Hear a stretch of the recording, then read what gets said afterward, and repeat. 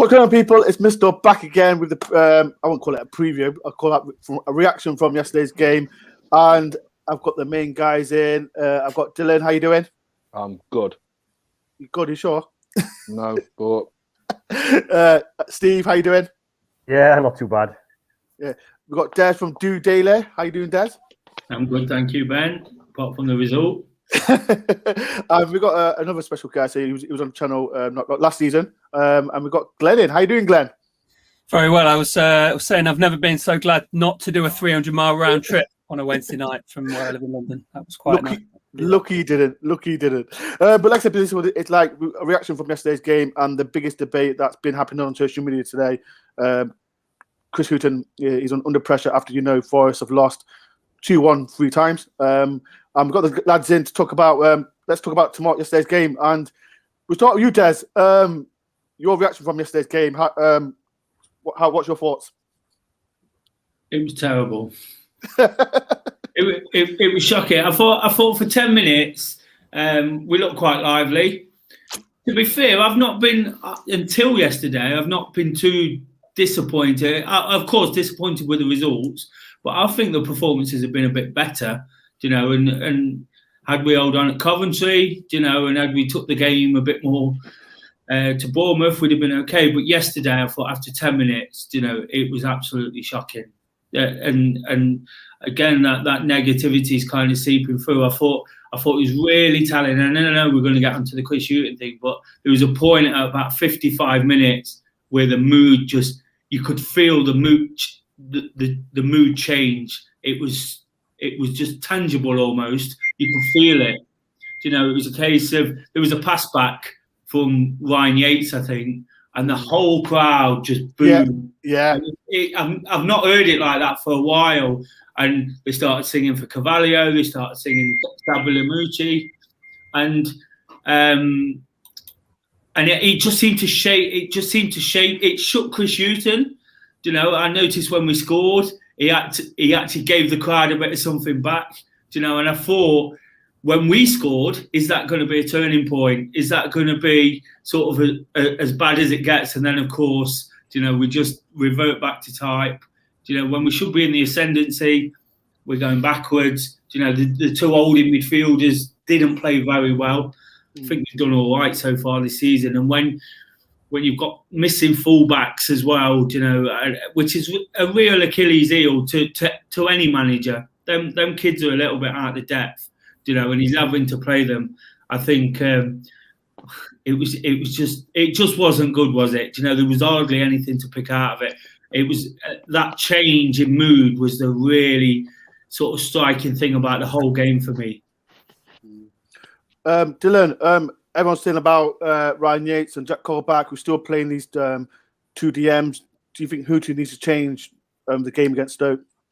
Yeah, change it, definitely. You don't need two defensive midfielders. As soon as you put two defensive midfielders, he's basically saying to the team, we just set up for a draw. Set up just to let them come on to us. Do you know what I mean? There's like yesterday's game. I didn't go, but I managed to see it, and it was just like you say for the first 10 minutes. I think until the Arsenal lad went off. Tui, is it? Yeah, Tuti. Yeah, Tui. When he went off, as soon as he went off, that was it. The whole dynamic of the game changed. It was like the mood dropped, and it was just there's nothing going for. We've got the players to go forward. It just seems to be they get so far up the pitch and realise, oh, we're near the goal. Let's go back. Do you know what I mean? And it's like, and there was one thing about the game, and Graben is supposed to be a centre forward. He was in midfield most of the time. He's done that all along. He's done it last season as well. But why? Why isn't he in the box? The fox in the box. Keep him in the box. Pepper it. Steve, I don't know what to say. Like that front four, like it was Johnson. Lolly didn't play yesterday. There's a massive uproar when Martin went off for Carvalho. Do you think that was the right choice, or do you think Martin should have stayed on? Well, I didn't actually watch the game. I saw bits of it with highlights and things like that. But the reaction, what I saw through Sky Sports and on the Twitter timeline and so on, with Martin went off, it was toxic, wasn't it? Now, Ben, obviously, you were there. Des, you went to the game live. Yeah. Mm. I'm sorry, what's your name again from London? Glenn. Sorry, Glenn. Yeah, I managed to watch it, but I wasn't there. Okay, all right, okay. So I haven't actually heard the boo. Was it loud boos when he went off? Massive boos. Oh, it was, Right, it was okay. huge. It was a word. I was in Trent End, and it was boos. Right. Yeah, it was horrible. Yeah, it was on the Twitter timeline. It just blew up about Mighton going off. I just don't get that. Why would you take your fastest player off the pitch? He's direct. He runs at defenders. Why would you do that? Why would you? Did Carvalho come on for him? I think it was. Yeah. Why would you? When you take, like Dylan said, when you take Yates off or Cole back, like I do it when I play Pez on the PlayStation. You know, I can work it out. Why can't the manager see it? Like, you know, you take Yates or Cole back off and you put Carvalho on. You just go for it. Like, I think the problem was like I don't get it. The problem was like on my vlog, like I said to when Mighty went off, Cavalli, come on. I said to Pugsley, Johnson will go left side, and that little 10-minute break. I don't know if you agree, Des. That 10-minute break when we was on top, then we scored. I thought, you know what, we could do something here, but nothing changed. This is Des, like. Because what happened, and this is again in terms of Hughton's decisions. Of course, the one with Mighton's a bit of a shocker, and I've never heard a manager get sung out. You don't know what you're doing so much. But what happened after that is Colback got injured, and then Forest lost the pace out of the game. But instead of thinking we're on top here,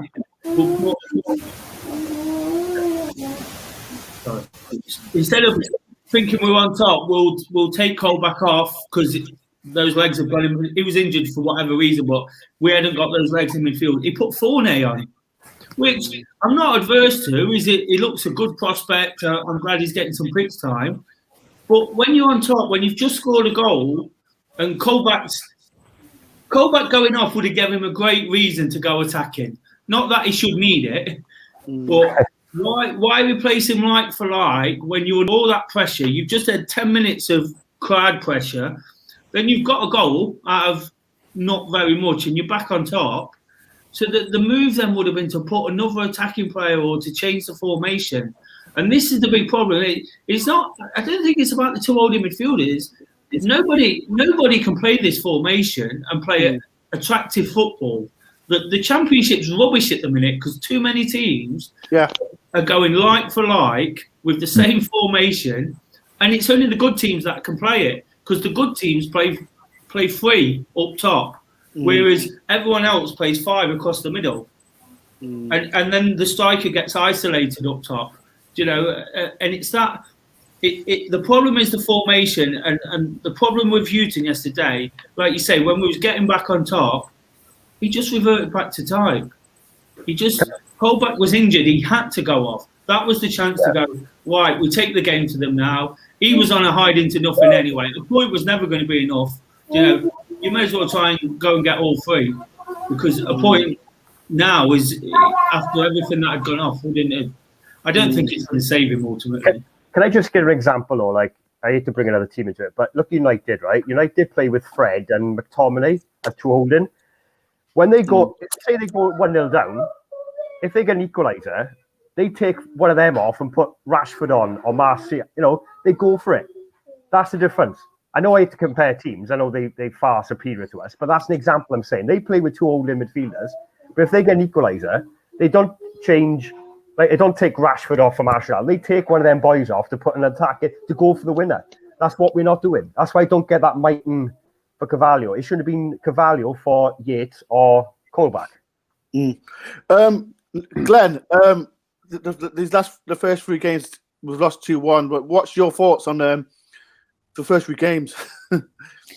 It's interesting actually. I've been unable to go to any of them, although I've listened to the first two and watched the one last night.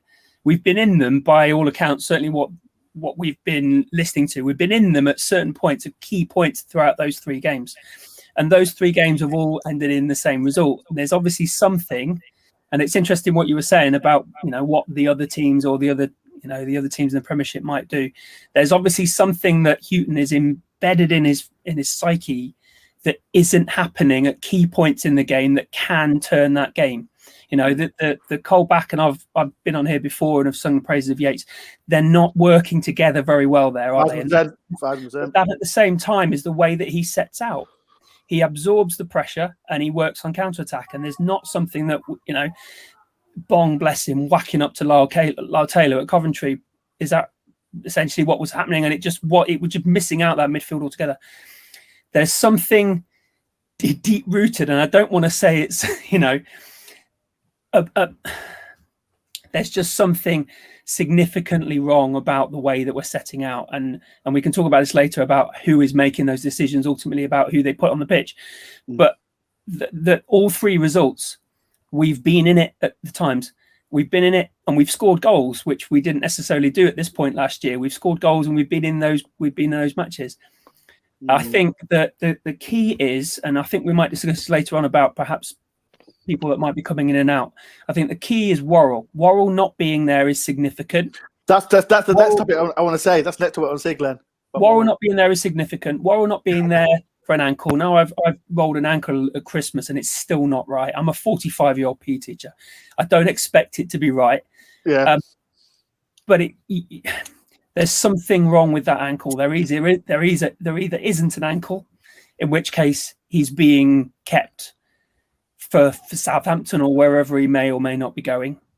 And I think the Worrell issue is significant. Like I said, they're either looking to sell him, in which case any manager coming in or the current manager may then be given resources to buy other players.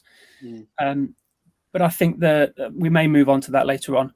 I think the fact that he's not there and he keeps that group together. McKenna was playing really well with him. I'd like to see Mbeso playing with him a little bit more. And I think he played really well at Coventry from what I was listening to for the first half an hour or whatever he was on the pitch. I think that was something that was working. I think it's well, like everybody, I'm really disappointed that the results have gone as they are.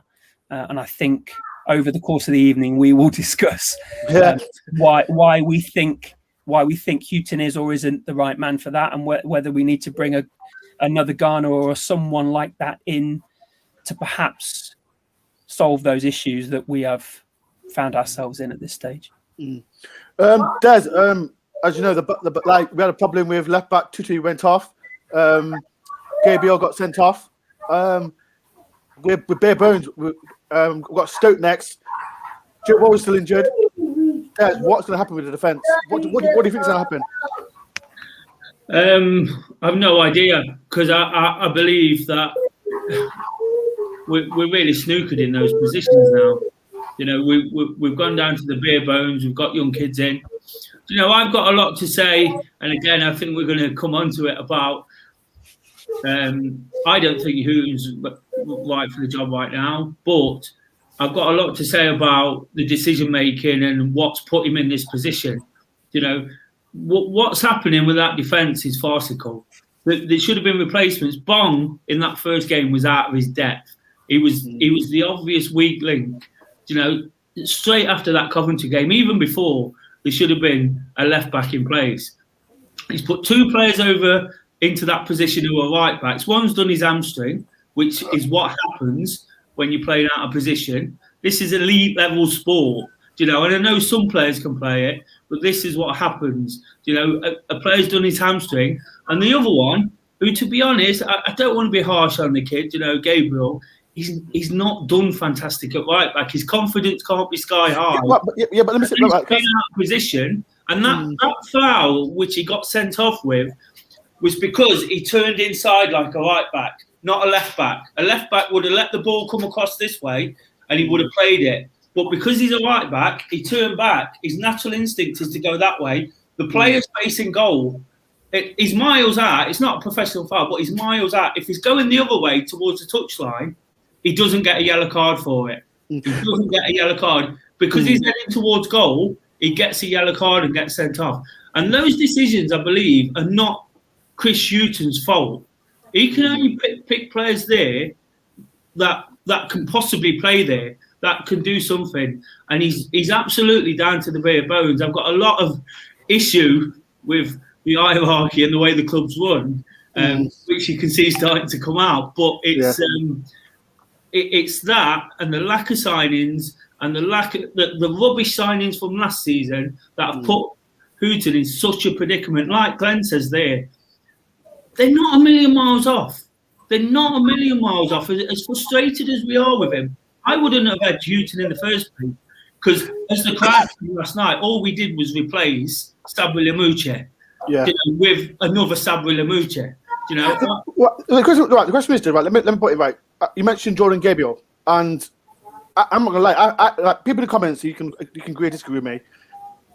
Jordan Gabriel has been linked to move to go away. So I think he's one of the players that's is more under pressure than the others, because, like I said, I personally think he'll go, and I think he likes to go on social media a lot. I feel sorry for him, because like he's under so much pressure.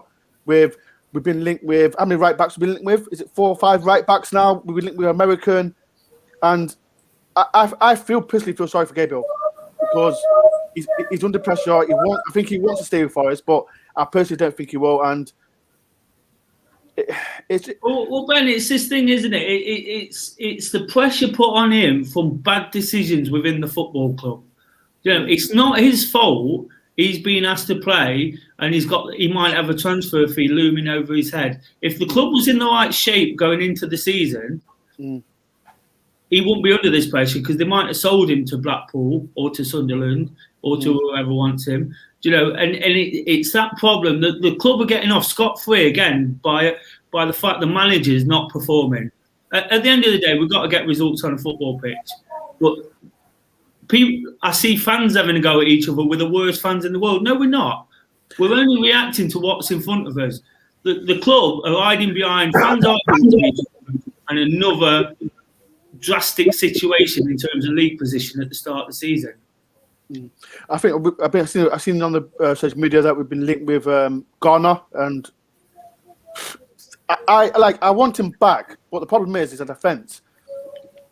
Do you think Forest should concentrate on the defence than bringing Gardner in? Because we can talk about Yates and Cole back, Tyrese Foray in centre midfield, blah blah. But I personally think Forest need to focus on defence more than midfield.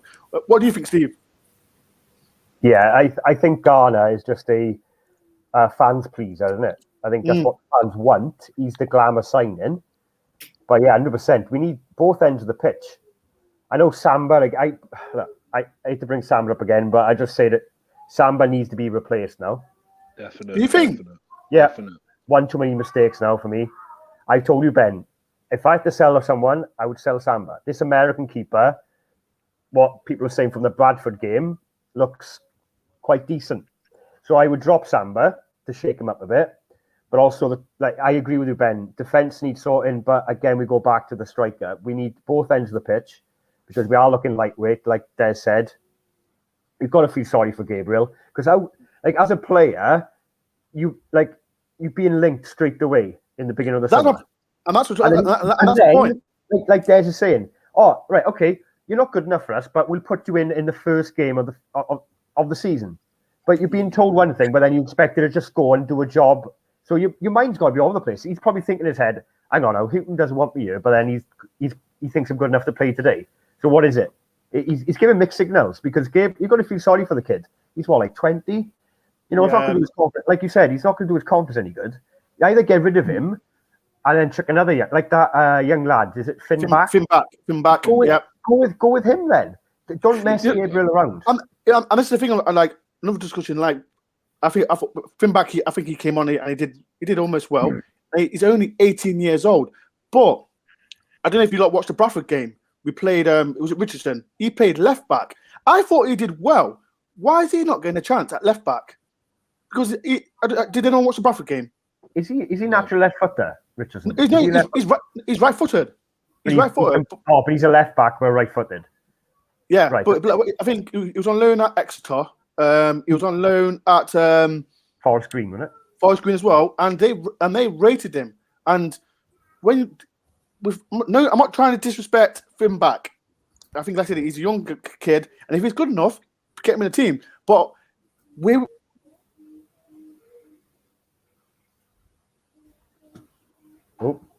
lost Ben. Yeah, he's frozen. We can't lose him. What's going on? Wow. I totally hear what you're saying about the situation. Obviously, he's potentially moving to Blackpool, isn't he, this lad, or elsewhere? Yeah. The situation at the moment where we'll put you in because we need you, and when we replace you, you can do what you like. You can go off. Yeah. That must be a really difficult position to be in when you're a young pro. Can you remember the game time? But you at the same time you don't know whether at the end of the season you're going to be elsewhere or not. It must be a really difficult situation to be in. Can you remember the situation with Smith, the goalkeeper, under Mark Warburton? Every week, Mark Warburton was saying, we need a new goalkeeper. Yeah. We need a new goalkeeper. And he started out as a real prospect, and then his confidence just waned and waned and waned. And he's not nowhere near the player he was when he started out. Yeah, and it's that pressure they put on by sort of banging him out to dry a little bit. Yeah, I mean, I equally feel sorry for Smith in the situation now because he was the Carabao Cup first goal, and now he's not even getting a sniff in. Is the third choice goalkeeper, isn't he now? People forget about Smith. He basically saved us from going to League One. Exactly. Yeah, Ipswich game. That wonder save. Remember where he tipped it onto the bar? That could have been a total difference. You know what I mean? He did that, and then next season he was like, "Nah, he's nothing." He could be even fourth choice now because we've signed that Rangers keeper, which he might be a prospect. So we've got 4 keepers on the books. I think sort of going back to Ben's point about the defence and where do we need to attack, we'd all take Garner because I think he offers a bit of something. You wouldn't turn it down. If he offers something different in the middle, doesn't he? Yeah. And that dynamic between the 2 holding midfielders changes to one who sits but plays it forward. Yeah. What those other positions are probably more important right now. That's quite important. But the other positions, the fullbacks, and for me, I don't know why he dropped Taylor. I thought Taylor had his best game for Forest on the weekend. I thought he really did a job, which he hasn't done. Yeah, he doesn't. Yesterday, Taylor does not look happy. He's on the bench. He looks miserable. I don't know if you saw. Well, you might if you didn't watch it, but the camera panned to when Mighton went off the pitch, and the camera went to the bench, and Taylor and Mighton was sat together, and you could see them both looking at each other, saying, I think one of them turned around and says, "What the hell's going off?" And the other one just went, "I don't know." And they just looked so pissed off. Yeah. And it's just like, and like you say, you bring Graben on. Yeah. You bring Graben on, and he spends most of the time in the midfield. Use Taylor with his energy. His energy's that's the thing. That's different the thing, class. Like we're looking for a goal, and then you've got Taylor and Mighton sit on the bench. It just don't make any sense. I don't get it. So I wasn't there last night, but the Mighton substitution. What do you think the mindset of the manager of that situation is? Then why do you think you would? Why would you do that? I know we can all we've never been managers of football and we just be experts and sit from the terraces and shout at the team, but it doesn't take rocket science to look at it and go, this guy's got pace. Why would you take him off? I can't answer that. Only Chris Hughton can answer that. I'd love to know his answer, but why would you take? I don't know. I think it's really interesting what you were saying about the back pass from Ryan Yates and they were booing. Within the same passage of play, he was at the other end being fouled and should have got a penalty. In the same passive play, he just turns a defensive situation into attacking position, and he really, even though I saw him running last night and saw a lot of Franz Carr in him. Actually, that sort of just running at defenders, just making them do put themselves in a really difficult position. Well, against Coventry, he scared them. Coventry didn't. Yeah, like the first half, I was there obviously live watching it. They were scared of him. They were just doubling up on him. They even put 3 men on him one time. That's right. They were scared of him. But that's what he does. I've just had a call. I've just had a call from Ben. His internet's gone down.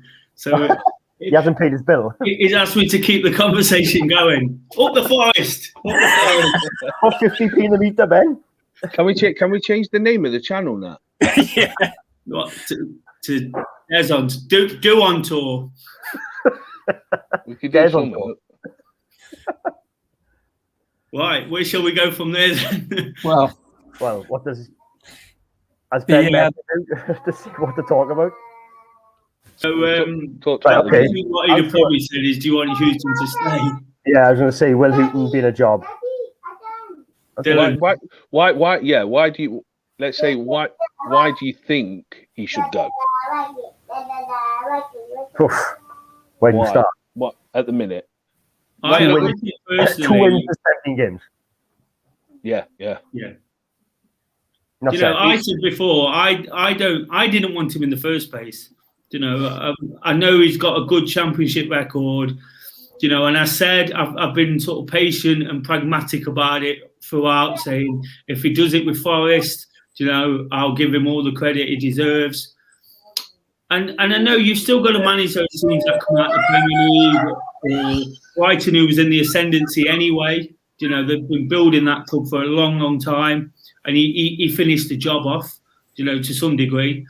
And I just thought, I didn't think he was a bad manager. I didn't think he was a bad choice, but considering everybody was moaning about the lack of creativity and the negative football under Lamucci, why go and change him with a carbon copy?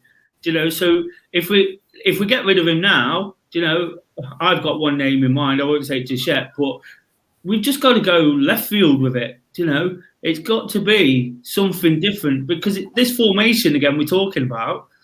If a manager's going to come in and play the same formation with the same players, it's not going to work, is it? Yeah.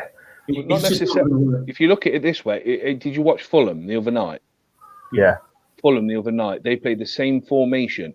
They're not the best at the back, but going forward, they're absolutely awesome. And I was watching it, I was like, that's what we need to do. Do you know what I mean? We're quite good at defence, so why can't we just, like yesterday? What baffled me, and it probably baffled you lot, was we get to 1-1, and you think to yourself, right, you're back at 1-1, you're at the City ground, let's go for it. Let's just go for it. Like say, take a Colback off, take a Yates off, bring on Carvalho or bring on Taylor, and just Check them all on. Put them on. Just go. just say to him, look, we've got 15 minutes to go, 20 minutes to go. Let's just go for it. Pepper them, because they want the best at the back. I think we would respect it more, and I've said this many times. If he just went for it and we lost 3-1, the fans will look at it and go, "Oh, we had a right go then." But then not to lose 2-1 and go, "We just lost to Blackburn and we sat back against Blackburn." No, just have a go at them. And if Blackburn beat us in 3-1 on the counter, or they rip us apart with a good goal, all hands up to fair play. But to sit back. The thing is, Steve, on that as well, you guys weren't in the stadium. Blackburn celebrated when they scored that winner like they'd won the FA Cup. Oh, I bet. You know, they'd almost come for a point. You know, they'd come to see what they could get, and there was all up off the bench. Every player was in the crowd, you know, in that corner, and that was striking to me as well. You know, they come for a point, and they went away with all three. And I heard the guy who Ben spoke to after the game, the Blackburn fan, said he couldn't believe how bad Forest were. You know, he couldn't believe that they were so bad on their own pitch. Because we had 6 points from last season, didn't we? Yeah. Did the double over him. It was Chris Hughton's first win, wasn't it? Blackburn away. Did you hear what Tony Mowbray said about after the game last night about Forest? I did see an article. He says they're unrecognisable. He says they're not the team there was last year. He says basically Forest, you know Forest have always got decent players and they're going to be a hard team to beat. He says this season tonight, he says they're just full of kids, basically. Yeah. Well, Neil Warnock. Four in the team last night that were playing last year, weren't they? Yeah. Neil Warnock was. Is that what you were going to? Yeah. Neil Warnock was on TalkSport today, and they were talking about Forest, and he said Chris Hughton will be fine because he's got a good squad there. But like, I mean, yeah, we may have a good squad, but again, you need the manager. Like, you know, it's all well Warnock saying that, but he does. It's like is he watching the same football? His interview. His interview last night? It baffled me because last season he's going, hold on a minute. Yeah, we've got a big squad, too big. We need to trim it down. We need to do this. The other question was, oh no, I haven't got a big squad. Even I was quite shocked with Colin. Is it Colin Frey, whatever his name is, who does radio? And he asked him a couple of questions. He says, "Go on then, Chris. What do we do? Do we change formation?" And he went, "We can't really change formation because we ain't got the players for it." And I'm thinking, well, surely the players can play any formation as such. You take one of the defensive midfielders, put in another attacking midfielder or a striker on top. How hard is it? I know.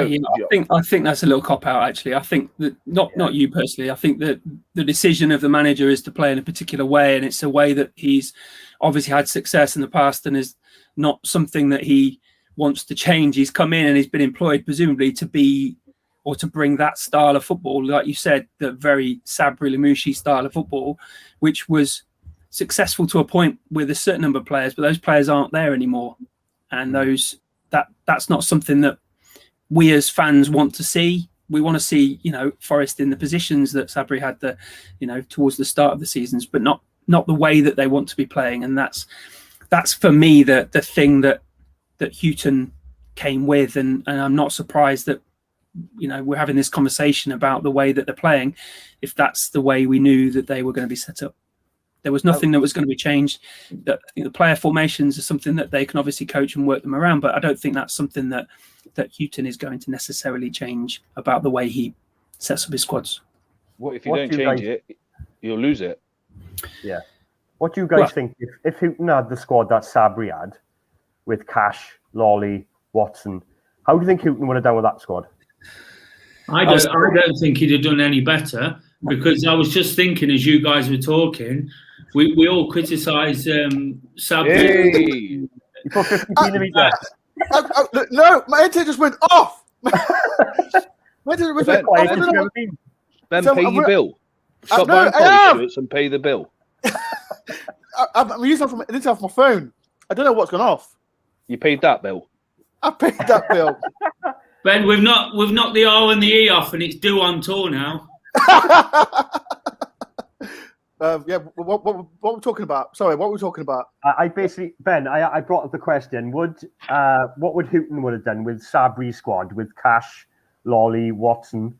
And we're basically saying, like, Des, what did you say, Des? That you think? I was just going to say that whilst you guys were talking about sort of that formation and Hughton, I don't think he would have done better than Sabri, because I'm thinking now he had a similar sort of setup when he started, but you had Cash and Ribeiro actually pushing on. He changed his style a lot more than Hughton does, and I never felt Lamouchi got it right away from home. He went too defensive, but at least at home he had the fullbacks bombing on. I don't see that, I don't see the overlapping. But I know we haven't got the same kind of level of fullback. But again, there was times at home where you felt he were really sort of pressing high up the pitch, I guess. You'd find Matt Cash in the box or on the edge of the box. Ribeiro the same, grabbing, sort of pressing the goalkeeper every single time. And like yesterday, you say, he's deep in midfield. So I don't think he would have got anything like Lamouchi. It just proves, and I know Ben's upset with the singing of Lamouchi, and it is wrong.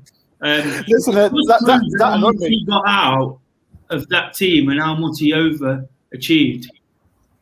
Yeah, that really annoyed me. That really did. It like they're singing Lamouchi. Like, I think it's embarrassing. But yeah. I heard it was kids, and then when it was kids, the older generation started singing. So that annoyed me so much. But I think it's just it's quite cringe, isn't it, Ben? It's cringy. Yeah, it is cringy a little bit, but it's just. I did get the feeling, because I sit in the Bridgeford end in the top tier, I sit up in the upper tier, but I did get the feeling it was almost like a sarcastic, this is exactly the same. I'm not sure they were singing for him back or whatever, but I think it was almost like we're singing for the same man as we were last year, and we weren't happy then either. Was that like they were singing for Lamouchi? Yeah. Like the only time that was acceptable. Why is did- when we sacked Billy... Yeah, go on, Dill. Sorry, no, carry on. No, when we sacked Billy Davis and we employed McLaren, then that was understandable. Where we wanted Billy back, and we felt bad for him, blah blah blah. But Lamucci going, we wanted Lamucci to go. Like, I mean, the football was so bad, and then there's fans singing his name. Like, we go, I know, Lamucci. I think Yeah, that was exactly. a dig. The word is fans are fickle. Yeah, That's the word. Like, I'm not saying it's all football fans. All football fans are fickle. And like, That's some we're known to be.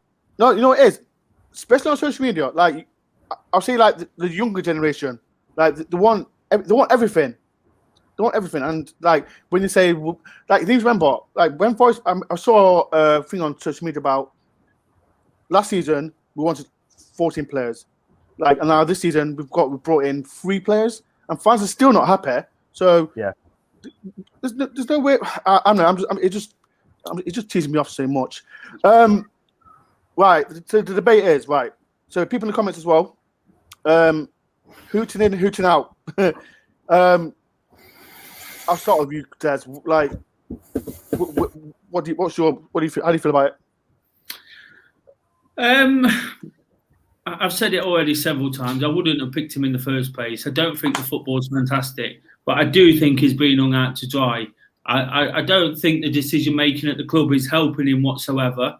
And I put it on the comment on one of your Facebook posts today. This song about Forest and Magic on and off the pitch, they need to stop singing that, because in my lifetime, Forest have never been magic off the pitch.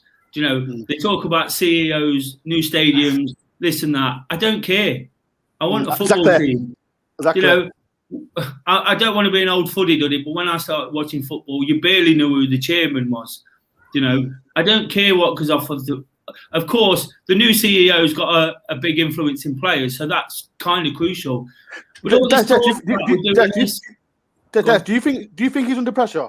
Dane Murphy, the new CEO. Do you think he's under pressure? He's going to be as under pressure as anybody who gets employed by a football club, isn't it? Because it's a results business. But this, and that's why Hughton is under severe pressure. But I do feel for him a little bit. Yes, his style is not pleasing on the eye, and it's that age-old thing, isn't it? You keep sacking the manager, you're just going to go around in a circle, because the next manager comes in and keeps us up, like Hughton did, and if they're making bad decisions at the top and they're not accountable for it, we don't hear much from the top. We hear it when it's season ticket time. It's a PR stunt. We hear about players and this and that. It's not happening. Nothing ever happens. Actions speak louder than words, and it doesn't happen. So in terms of Hughton, if somebody gave me a choice right now, I would get rid of him, and genuinely, and I hate saying this, I've said it before though, I'd get Neil Warnock, because I think they need to do something where they don't need yes men anymore, because it's not going to happen. The players aren't responding to it. You need a motivator in there. We've got quality. The kids need motivating. They need sort of someone like Grabban, Colback, who've probably had a bit of a career. Get someone in there sort of scuffing a few collars, banging a few heads together.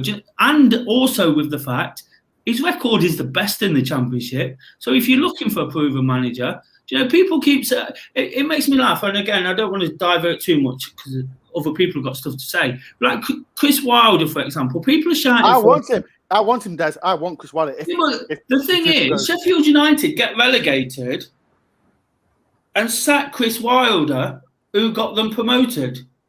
So you're looking for a manager with a CV, and then Forest go and get him, and he might not get promoted next season. And you think, what's the point? And so what you get, if we sack Hughton, you get a Gary Monk or a Gary Rowett. These managers who are just going around in a cycle, same players, same managers, no real sort of pedigree and talent. Somebody somewhere has got to get promoted. So for me, Warnock's always wanted this job. Right? Warnock could stand up to the hierarchy, and this was the problem with O'Neill in the end. It wasn't running players up Woollerton Park Hill. what they say it is. It was the fact he stood up to the club. You know, he stood up to the club, and I heard he told Marinakis to fuck off twice because he could to some degree. Who's that? O'Neill. All right. Yeah. And then eventually he got sacked very quickly, not long after that. But the reality is, until we've got a manager in there that's brave enough to stand up to it, you know, to push back, we're going nowhere. I got slated at the end of last season. Some guy was saying on your feed, I'm being negative, but predicted this then. You know, predicted this then, and it was just being realistic. You know, about where we are. It's the same managers and the same players. We're not in a gooder position as we were this time last year in terms of the players we've signed. You know, yes, we're a bit better on the pitch, but the players we've signed, you know, it's absolutely abysmal. Before I get Steve, I'll shout out to Marcus Nevis. I've got a new member on my channel. So if you do want to be a member of my channel, you can do. And thank you very much for the 84 people that is watching our ugly faces on here. Talking about the Forest debate. So thank you very much for everyone. But shout out to Marcus for being a member. If you want to be a member, the link is below. Who shall I go for next? You, Glenn. What's your opinion? Do you think if Hughton gets sacked, who would you choose? Before that, actually, I did a bit of a poll on Twitter this morning, and 160 odd people voted, and 55% said sacked. 20 odd percent said more time. 20 odd percent said resign. I felt that. Can you hear me okay? Yeah. I felt that Hughton was a really brave decision to bring him in. And I'm in a similar position to you, Des, that if he is sacked, he will leave the club, and there'll be some that, like the Brighton fans back in October 19 or whenever it was when he was sacked there, who will be saying, you know, about his personality and about the way he is as he carries himself as a 62-year-old former pro. But he won't, I don't think, be leaving the club feeling like he's had a good stab at it. I don't think he's been given the funds that others have. I think he came into a club at a time when we were in a particular bad position, but he'd inherited a massive squad, many of which had come in weeks before he was employed, right? But he didn't necessarily, with the exception of Garner and that at Christmas, didn't necessarily get the players in that he would have necessarily wanted to get in. Now, I listen a lot about what he's saying to Colin Frey at the end of the matches and saying that, you know, they're finding it very difficult to get players in that they want. Which is why I said Worrell earlier on, and I'll come back to that point now. I think if Worrell goes, and as sorry as I was, I would be to see him go, that would give a manager, whether it's him or another manager, a pot of money that they could then use. I think the board are making a decision as to whether he goes based on whether Worrell goes or not. And I think they're waiting on that to see whether Hughton gets that money that comes in from Worrell, or whether that's something which is a carrot or an incentive to a Warnock or someone similar that would then get that pot of money then to spend. It might be that it's difficult to get players in. It might be that they are, and I wouldn't like to say this, deliberately waiting for the manager then to go or to stay so that they can then make that decision as to what resources he has. I agree with you, to finish my point. I agree with you that I think his time is up. I think it is a shame that he's not been given that time. He'll be the 22nd manager since I stopped watching Forest in the late 90s. And, you know, I went through the list today. I was watching 22 different people tried to bring their club back to where Frank Clark had them. And I don't know who 23 is, but that's pretty appalling, isn't it? I've got another new member as well. Thank you, Long Hair Yeti 187. Like I said, it's thank you very much for being a new member. So yeah, another member. Dylan, what's your thoughts? Like, if we get rid of Hughton, who do you think is the man? Well, if they get rid of Hughton, they've got to go for an attacking manager. Simple, plain and simple. Because, like you say, we've had Sabri. He did well for the first part of the year. and then dropped off, and then we brought Hughton in, and he's just basically playing the same kind of football. Do you know what I mean? It's okay. If I remember rightly, did he play right back as a player, Hughton? Yeah, he did. He played right back. Yeah. So Mucci was a defender. He's a kind of defender. So therefore, they're always going to be defensive minded. Simple. That's how that's how their career's been, defense. So now looking at another player, I know what Des was saying about a Neil Warnock and that, but we've been there before with a named manager like Chris Hughton, Karanka, Warburton, people like that. Do you know what I mean? They can never ever do it. So look for an up and coming one. I'd like a Chris Wilder, but he'd want too much. He'd want to change too much too quick, and there's not enough time. So if you looked out there, I said earlier about a manager like, probably not a popular decision, but a Neil Harris. No. Yeah, I know what you mean. I know what you mean. He was a forward. And so he's forward-minded thinking. Do you know what I mean? Every time we played a Millwall when he was in charge, or Cardiff, we got. Do you know what I mean? It was a hard game. Do you know what I mean? Or people. I know people have been banding about today saying Lampard. Yeah. Do you know what I mean? I won't be Lampard. I think. Yeah, but why? Because of his Derby connection. No. Not with Derby connections. I think. Well, this is my opinion. Like, I think with Lampard, I just don't think he. I don't think he's a good manager, Lampard. I think he used his Chelsea connections with. I think he brought in Mason Mount and Tomori, and he brought Harry Wilson in as well. But he got him up there. He got him to the final. But I want to go back to Premiership. I think Lampard is a bit like Stuart Pearce. So you'll get a reaction. Get a reaction, and we all wanted Stuart Pearce to be the best manager ever. But then there's somewhere within them that becomes a little bit uninspiring. Because Derby, I know they did get Dylan. You're absolutely right. You can only win the games in front of you. Derby were really, really struggling. There was a fluke goal in a game against Wigan, and then they won about 3 on the spin, but they were really struggling on the pitch. But yeah, I don't know. We've all got a different opinion on this, haven't we? We all see it. Well, who's out there? Who's out there? Who's out there really? Right. Who's out? Right. Put in the comments. Right. In the comments, who's out there? I'll say mine first. Then, you know what, Steve? You've not asked who have you, Steve? Who would you want if Shooting gets sacked? Well, the glamour one would be Howe, wouldn't it? Eddie Howe, but he'd want too much money. I think he wants too much money. I don't think but we haven't got the players that will adapt to his style of football anyway. We haven't got the technical players. I would personally, I agree with you, Ben. I would go for Wilder. But one name, he's a bit of a character. What about Bilic? He's a bit of a... He'd want to spend money, that's the problem. Yeah. I'm trying to think who else is on the market. Some people have been mentioning Steve Cooper. I wouldn't take Gary Monk. Every club he goes to, he leaves in bad terms, or he divides dress and tired. Sorry? Birmingham he didn't. He got pushed out of the door there. Oh yeah.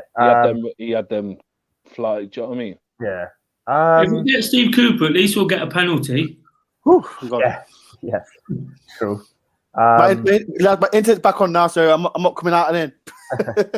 But what I would say about Hughton, though, just to touch on that, I was buzzing when he was manager, because I thought, great, with his track record. But as the weeks went on, like Dylan's mentioned, the football didn't change. And once it didn't change, I thought, right, okay, this is not going to get better. Because thinking back, you go back to the Brighton and Newcastle days. When he was at Newcastle, he had a Premiership squad. When he was at Brighton, he had one hell of a squad. He built from scratch, and he had Knockaert and Glenn Murray and all these, like Solly March and all these good players. When he came to us, he just didn't adapt a new style. He just kept Sabri's style, stale, boring football. And I thought, even when Knockaert came, I had to bring him up again, but even he didn't have the spark to the team. Nothing changed. And I thought, he hasn't taken us to another level, which I thought he would. But I'm thinking back, the squads he had years ago, and let me just mention one thing. Has anyone seen the Grant Holt Under the Kosh podcast?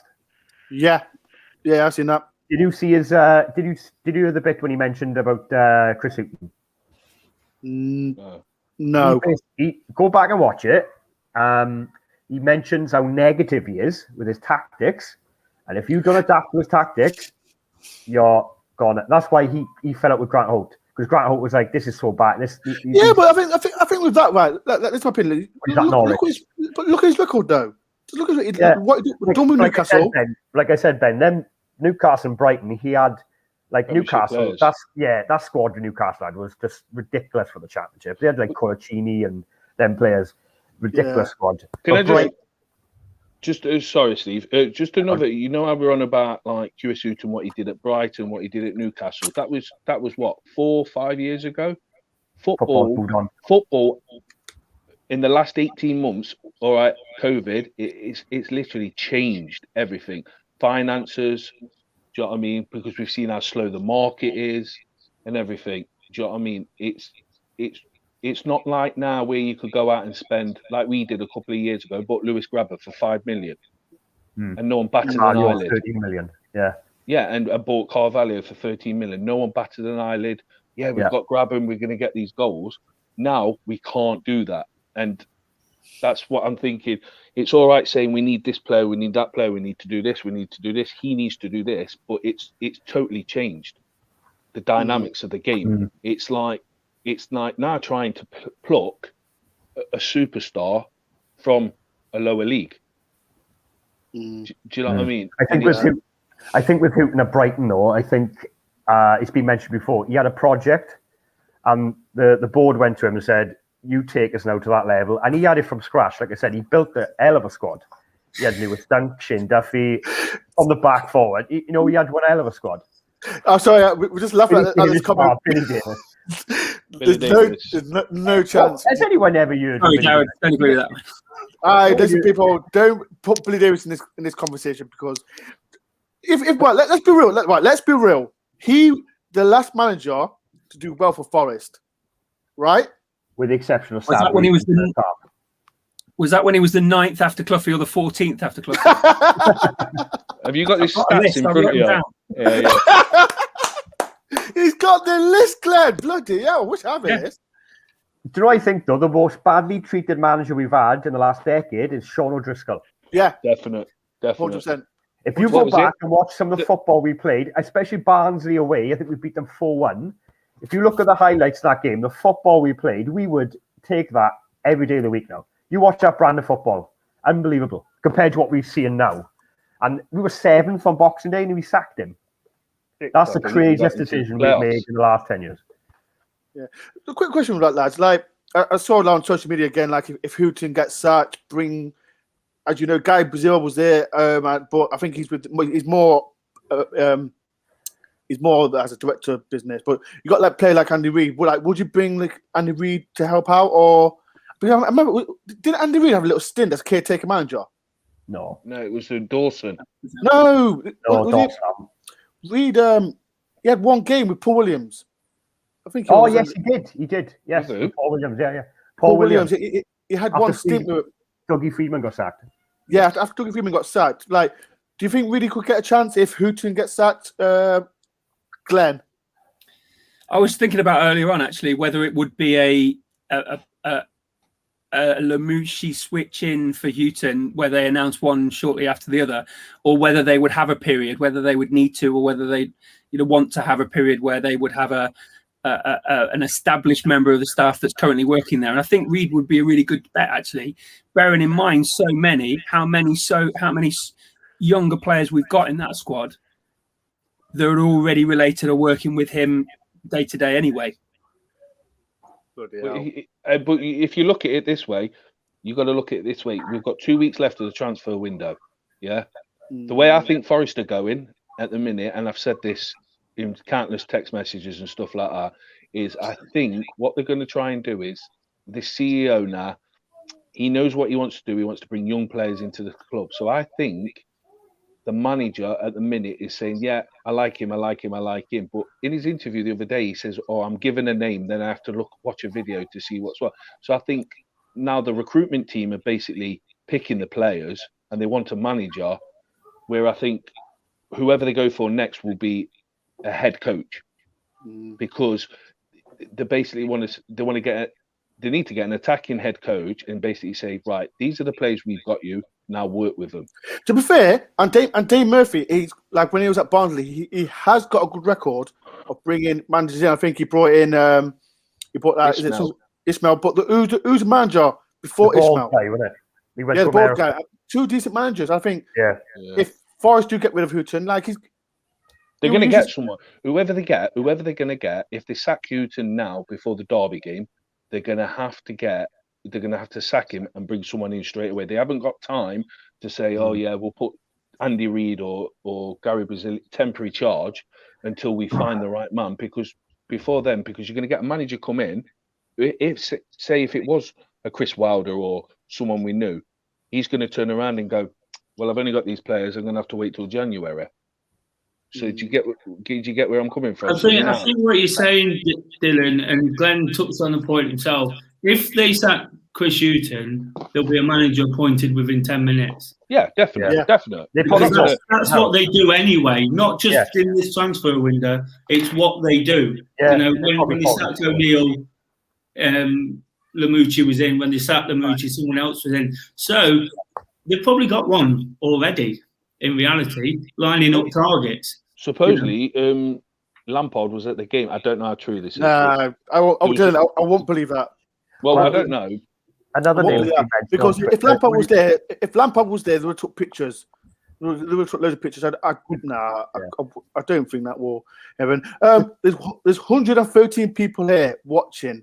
That's amazing. That's a lot for you. That is a lot for me, but it's fantastic. It's because you went offline. It's because you went offline. It was just 4. Yeah. No, I did pay for my internet bill. Don't come on. I'm not saying no. I'll give you a free bus ride next time, mate. Right. Have you still got time for a little questionnaire? People, if you want to ask questions for any of the lads about Forest, put in the comments below. We'll try and answer as much as we can. But like I said, if you are new to our channel, please do hit the like button, subscribe if you're new, and if you want to be a member, the link is below. Like I said, I've got one question to everybody generally, Dore. If this decision is going to be made, do you think the board will wait until Stoke? Will wait until Wolves? That's my point. I was going to say. Or it will be in the next. Will it be a fourth defeat, or will it be? It will be a fourth defeat. You've got. Have you seen Stoke have just signed Sawyers from West Brom? Who? Sawyers. The midfielder. Yeah, they have. Yeah. He's signing tomorrow. Yeah, they midfielders just going to. That's what kind of player we need in that midfield. Teams like Stoke are signing players like that. That's. Can I just do another thing? Do you think as well is if they sack him after Stoke, would you think with Dane Murphy the way he's only been in the job for a couple of weeks and that, but do you think they're waiting till near enough the transfer deadline to then basically wait till the last day and then go, we get like 4 or 5 straight in because they're waiting for the right deal? Because all these players they're going for at the minute, the lad from Derby, a couple of guys from Reading, an American guy, Fleming putting bids in and all this. Why are they bidding for players and not doing anything? Do you know what I mean? So if you want that player, surely you say to the club, I want to buy him. All right, he's 4 million. Oh no, but we're only going to offer you 2. But why keep? Do you know what I mean? So do you think they're waiting right to the death before clubs start scrambling to say, right, we need to get him out, we need to get a couple of mil for him?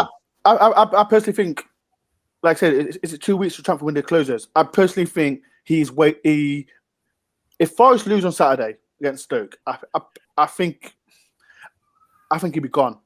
And then as Forest will, they'll have someone lined up, and then this new manager, he will want his new players in. And you need to remember, I think we have to sell. I personally think Joe Ball will go for 10 or 12 million. That's my opinion. It's not true, Dylan. Before you go and text me later on, before you do. But yeah, I personally think he'll go. But he is injured. He is properly injured. he is I can tell you that now. Like the next question for any of you lads. This is a question from Luke. Do you think youngsters have been played too early? I'll give you that, Des. Do you think they played too early? Yeah, absolutely. But it goes back to everything I've said. Some of them haven't. It goes back to what I said before. Some have had league experience. And it was time for them to get in the team.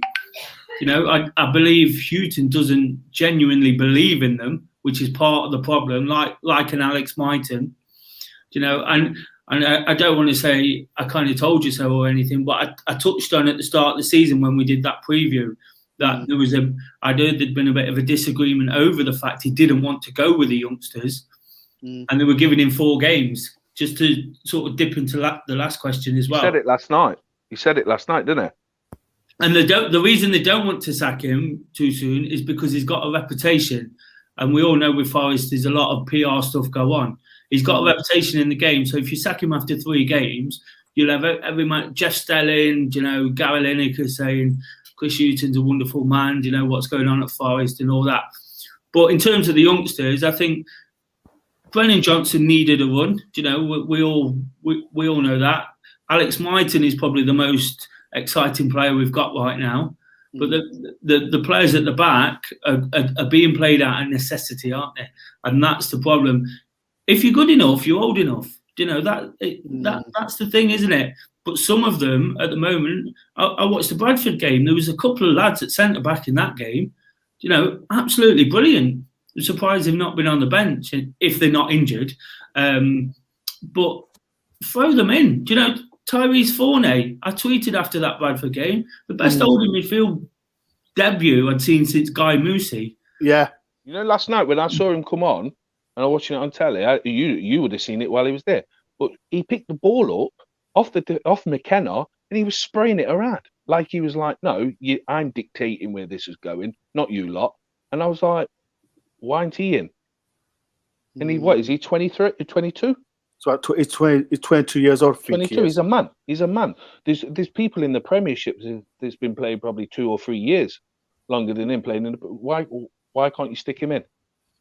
Exactly, and it changes that dynamic in there, doesn't it? Again, imagine him and a Garner, who's got even more sort of foresight to go forward. So it boils down to that thing, doesn't it? If you're good enough, you're old enough. Some of them are. Some of them aren't, and that's just unfortunate. The injuries, like I say, I believe there's deeper lying issues than that with the lack of signings. But the injuries are meaning some of them it's forced upon them, and the pressure's then forced upon them to perform as well. Putting kids in should be something you do in a team that's playing well.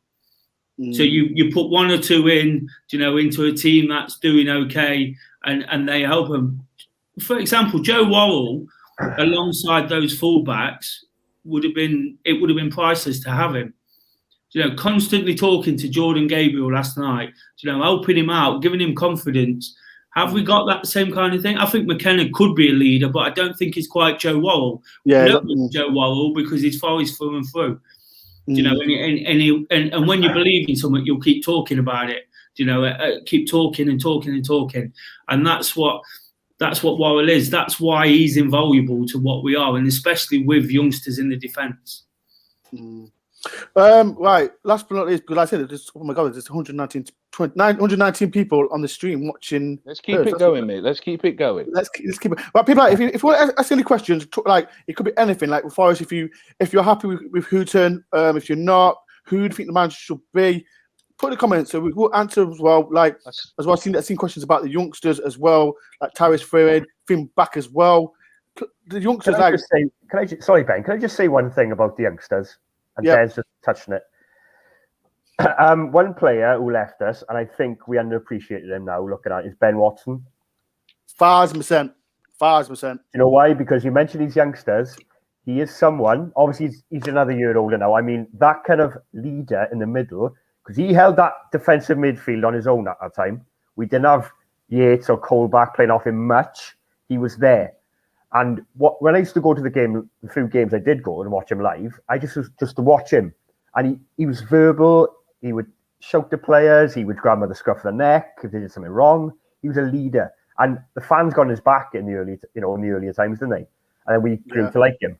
We haven't replaced him. And with these youngsters now, can you imagine them youngsters around a play like that? We haven't got in that ilk now, though. Anybody? Exactly. We haven't got to watch them. I personally think that when you've got to get that balance. The problem was, right, when Ben Watson left, on social media, everyone said, bring Cobb back. I don't know if people remember now. I'm not going to lie. I'm not going to beat by the bush about it. I didn't want Jack Cobb back. I really didn't want him back because of the things like, yes, he does petty fouls, but I didn't want him back. And can you see the youngsters looking up to him? I really don't think they can. Like, when we brought in Harry Arter, I thought, yes, he's the kind of player that you've got players like Ryan Yates, Tyrese Friend. They can look up to him. And now, I think he's been hard done to. He is. No. No. What we all hear is supposedly he's made this phone call, told the player not to come. But really, do you know what I mean? You don't go out. How much did we pay for him? 5 million. 5 million. 5 million. I'm not being funny, but do you know what I mean? I'd fine him 2 weeks' wages. Shouldn't have done that. But you've just cost us 5 million. Get out on that field. Now, do you think if we employ a new manager, he'll be back in the squad? I think he will. Yeah, but the thing out, if you like I said, it's all about gossip and rumors. It's the old CEO, Yanis. That was the issue. Yanis didn't like it. He's gone. And he's not gone. He's not gone. He's not no, gone. He's on the board. But he's on the board. But he's in Greece. Listen to me. He's still about. He's still there. The only good thing about Yanis was good, and he was the one who got all that, the Matty Cash money. Yeah, no, you can't deny that. He was good, but other than that, the stories you hear when he's walking in the corridor telling the player, "Oh yeah, you play for us, don't you? Yeah. Oh, by the way, get your stuff. You gone." He done that to Matt Mills. Yeah, that was it. He done that to Matt Mills. That was. Yeah, that was this goes back to Des's point earlier about like a Warnock who doesn't take no, you know what, because if a new manager comes in and he wants Harry Arter to play, some guy in the background shouldn't be going, no, I don't want him playing. No, if the manager wants him to play and he's got quality, put him in the squad.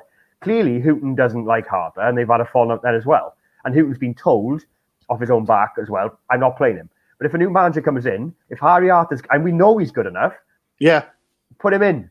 Put him in. It's a fresh start for Arter then. Arter's clearly, he's happy he's earning a wage or something in his backside, but he wants to play football as well.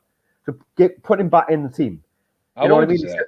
He's 33, is he? It's about 32, 33. You're spot on, Steve. Steve, you're absolutely spot on, because what Warnock would do, he would just go completely back to basics. So every player would be back in the squad. Let's forget about rumours. He'd tell you if the rumour was true or not, or he'd tell you why he isn't playing, But what he'd do, he'd go back and he'd go back to the team we know. If we was picking the team, we did it before the Coventry game. He'd have Grabban up top. He'd have Taylor on the bench, 60 minutes. If he's not done the business, he comes on. You'd have Samba, you'd have Worrell, you'd have McKenna, all the ones you'd naturally pick, and then he'd work it from there.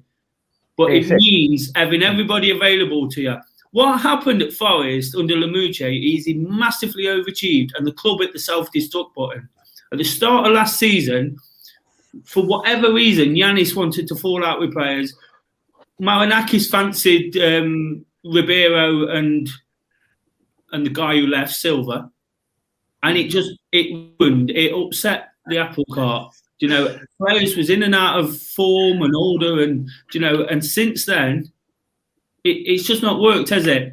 There's people falling out, there's people coming in, there's people crossover managers, and that's where the problem stems from. It stems from the fact that managers aren't picking players. It's as simple as that. 100%. Players are being bought on reputation and then being forced upon new managers. I guarantee you, right, the other 23 teams in that league would take Harry Arter tomorrow. Yeah, they would. If you're not going to play him, stick him out on loan then. Exactly. So I agree with you. Get a fee for it. Yeah. And with the Mucci, coming back to Des's point about the signings, we made that many signings to keep the crowd happy as well because of the rejection of the playoffs and so on. We were all down and we've just signed all these players. It was like a pick me up. Smoke screen. And then it just exactly, good word. And then it just smacked us in the face when we were like, we just lost 4 in the trot with all these new players.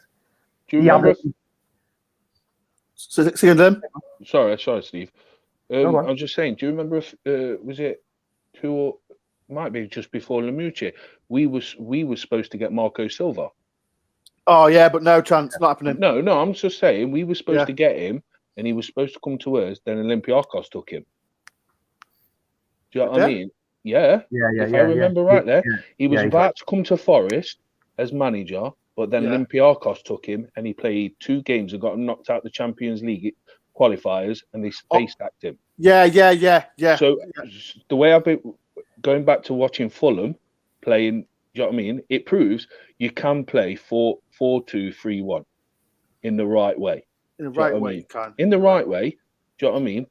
But watching how he was, all right, he's been in the Premiership and now he's at Fulham, makes you wonder, did we miss out on someone like that?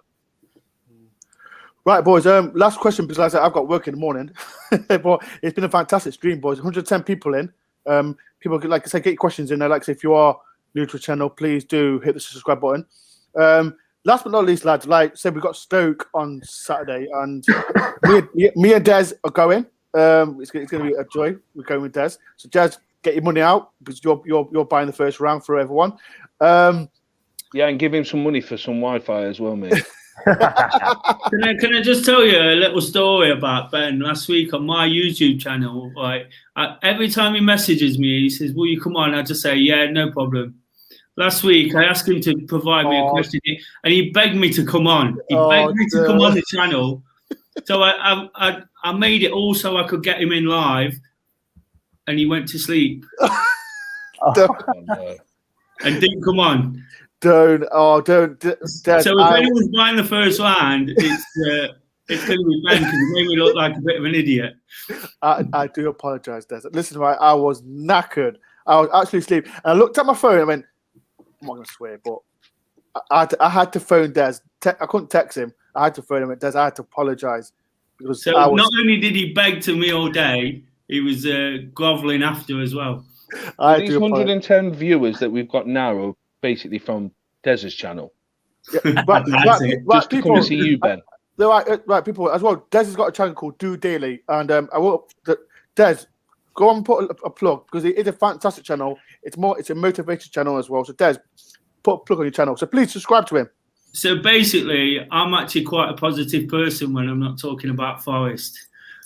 So I do a lot of running and look into health and well-being and stuff like that. So I just chat for about 10 minutes about the way I'm feeling, whether I'm feeling good, shit, indifferent. I've had a tough week this week, and I kind of let it all out, arm and sleeve kind of stuff, and it's just something to get people going, to realise that we had the pandemic, didn't we, to realise that everybody struggles a little bit, and there is actually more to life than football and running and all those kind of things. So just check it out. It's just me rambling on for 10 minutes each day. Do it daily. People, I have put the link in there. So I have put it right now. Just please go and hit the link button and subscribe to the channel. Like it's a different kind of channel to everyone, but it is a positive channel. Right, last but not least, before we go, lads, I'm going to go for his score predictions. But I know Steve likes to do his score predictions at 2:00. So let me go. I'll start with you, Glenn. What do you think the score will be? And people in the comments as well. What do you think the score will be on Saturday? Glenn, we'll start with you.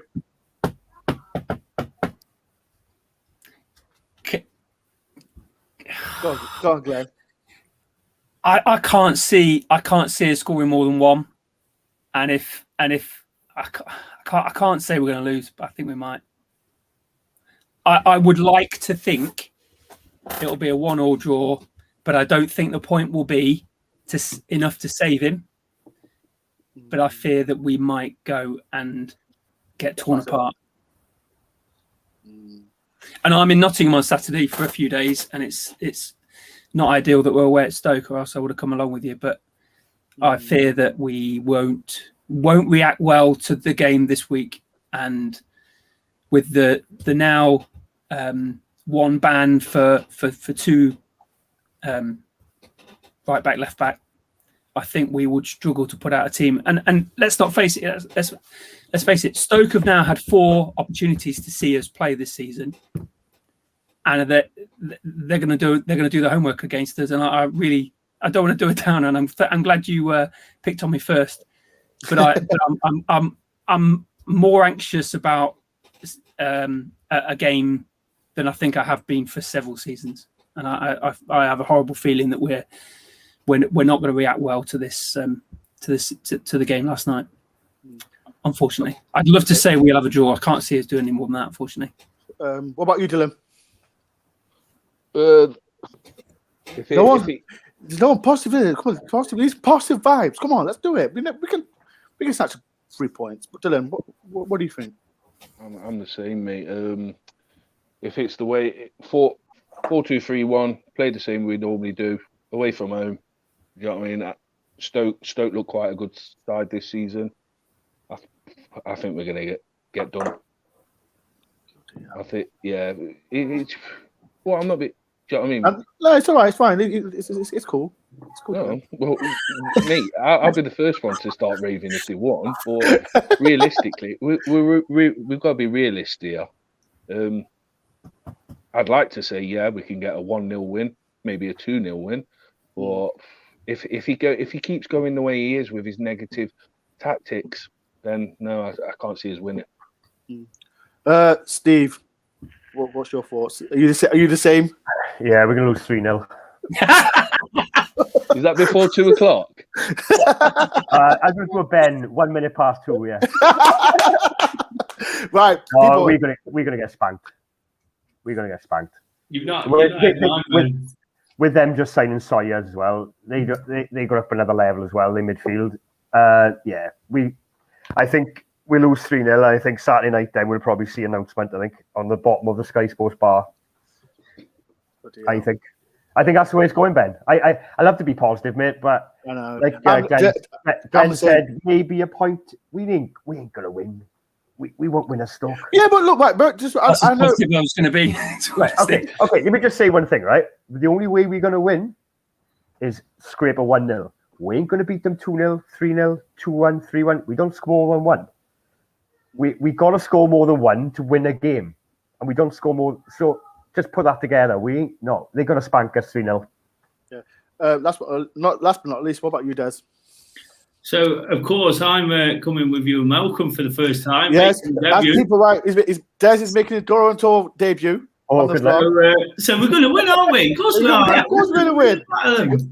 No, what I will say, the thing is, it's that age-old thing with the Championship, isn't it? We're low on confidence. We've got no players. We look like we're on our arse. I always go back to a game when I know, and again, it's another team, but Wimbledon played at Forest and got beat 6-0 on a Saturday when they were going bust in the Championship. They went to West Bromwich Albion, who was top of the league. Wimbledon was bottom of the league. On the Tuesday night, they took 17 fans and they won 1-0. Bloody hell. And that was about 2003. But they were going bust. They had no money. They had no players. They were playing kids. And they went to West Bromwich Albion, who was storming it, and won 1-0. So because I'm coming with you, Ben, because we're going to have a good Saturday. Yes, we are. That's what we're going to do. Finn back to score the winner. What? Right. If that happens, right, people, right. I want to clip this. If Finn back scores, makes it 1-0. I'll do a day, and I get to choose it. Ben, you got a cartwheel down the stairs. That poor kid. Oh, that poor kid. Yeah, no, kid. Yeah. I'm not going to do it. I'm going to wait till 1 minute past 2. Of course you are. Can I just ask a quick question about Finn Back? Is he the rugby player's son? Yeah. Neil Back? Yeah. All right. Neil Back. Neil Back. Yeah. I thought Yeah. so. You can see the blonde hair and the resemblance here. Yeah. You know what? So Steve's not going to be a fan of his from the offset, then, are you, Steve? Why is that? Wales, England. That don't bother me. Dylan, what are you about to say, Dale? Yeah, can I just say one thing? Right. positive. Let's just be positive for a second. Be positive, please. Yeah. Let's take a leaf out of Dez's book, right? Say we go up to Stoke and we win 1-0. Yeah. Hughton's still in charge. Will that give him another lifeline for the Derby match? Yeah. You right? Yeah. Right. And then if we lose against Derby, we're at home, are we? Or we're at Derby? Wolves first, aren't we? We're going to that industrial place. EB Ghana then. Yeah. I think if we win and then lose, I think the Derby game, he'll be gone after the Derby game if we don't beat them. If we don't beat Derby, even if we win on Saturday, Derby's always the one, isn't it? Like you remember, right? They didn't save Stuart Pearce, and we won at Derby because we lost to, was it Fulham or Millwall the week after? Yeah. And then he was gone. So I don't think even the Derby game will save Chris Hughton. The only way you could save him if you went there, we won 5-0, and we just play him off the park. But that isn't going to happen. But yeah, I think if we win Saturday, then that Derby game's a massive game. What about a point? If they come away from Stoke for a point, do you think that'll keep him? No. I just don't think it is, because like if we get the point, that's right. If you look at it right, if we get a point against Stoke and we get the 3 points at Derby, 4 points. The good thing about the league at the minute, no one's run away with it yet. I think the only team that's they're on 5 points or 7 points. West Brom, QPR, Blackburn. So you've got we're 3 games into it. Yes, we've got 3 losses, but where it was last year, we had a Reading and that running away with it. We're not that far behind to be able to catch up. If you know what I mean? Yeah. So do you know what I mean? There's still hope. Like people saying, we're going to have like a season like last season and catch up and that. Maybe that one game that just needs to flip on its head. Yeah, I don't think the fact that there's no teams with a 100% record is going to make that bit of a difference, even if we do get a point on Saturday, unfortunately. I think the only thing that could save him is 6 points in the next 2 games. Yeah. It's got to be 6 points. But we all know that doesn't guarantee anything. Managers have been sacked after 4-2 wins. Yeah. Like, you remember, sorry, Steve. He's froze. He's froze. As I was mentioning, like these, if we win 2, like against Stoke and Derby, like he still could go. So I think that's a massive problem for. Well, if you look at it this way, it's say if we win Saturday, and then we pick up 3 points there, we go to Derby, pick up 3 points there, 6 points, and then that's on the 28th, innit? Then you've still got the 29th, 30th, and 30th. You've still got 3 days of the transfer window, and then by the next game, is it the 6th of September, somewhere like that? Yeah. There's a 2-week break. Yeah. By then, we've got 6 points on the league table, but we've signed at least. Say we've gone out and signed four players. Do you know what I mean? Do you think that could be? Do you know what I mean? The club going, right, he's got the 6 points. We've given him some players. We'll give him a bit longer. It's the next period of time is Christmas, then, isn't it? What we do in the January.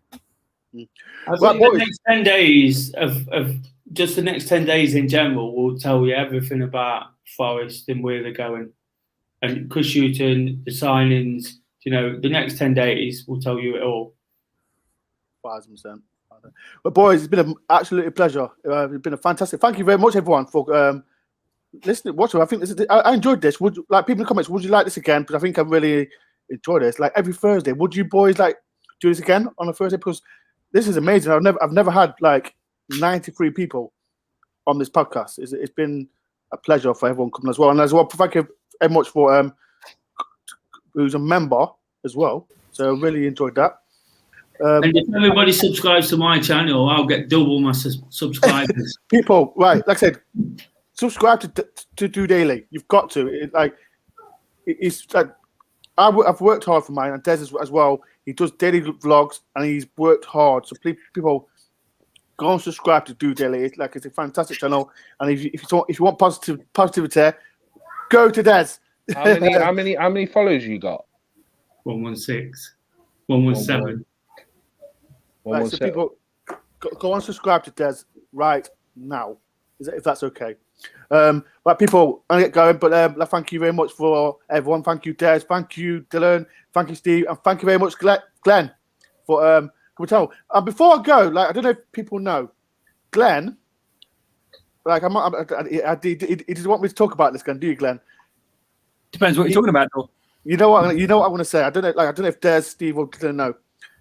I think it was last season in the lockdown. I did my watch-alongs, and Glenn, he offered me to get me a green screen, and I said to Glenn, "No, I'm not doing it." And he said to me, "He'll do it," and Glenn done it, and I think that's the kind of person that has got me the green screen, and I need to get my green screen. It's at my brother's house, so I need to go and get it. But yes, I don't know if you know, Glenn, he didn't have to do it, and he brought me a green screen to improve my watch-alongs, my podcast as well. So I do thank you very much, Glenn, for doing that. It's a massive help as well, and as well, people, it's a massive help as well. You take your time to watch this podcast. People who have subscribed to my channel, and it is a pleasure. Subscribing to my channel and watching. We talk about Forest, what we love. But yeah, people, it's been a pleasure. Like I say, if you're new to my channel, subscribe to me, subscribe to Des. I'll see you tomorrow. I've got a Stoke fan tomorrow for the Stoke preview. Des, I'll see you making your debut on DoreOnTour. Bring loads of money with you because you're the new guy now. but yeah, people, thank you very much for watching. And I'll peace out, people, and up the Reds. 1-0 to the Forest. Yay.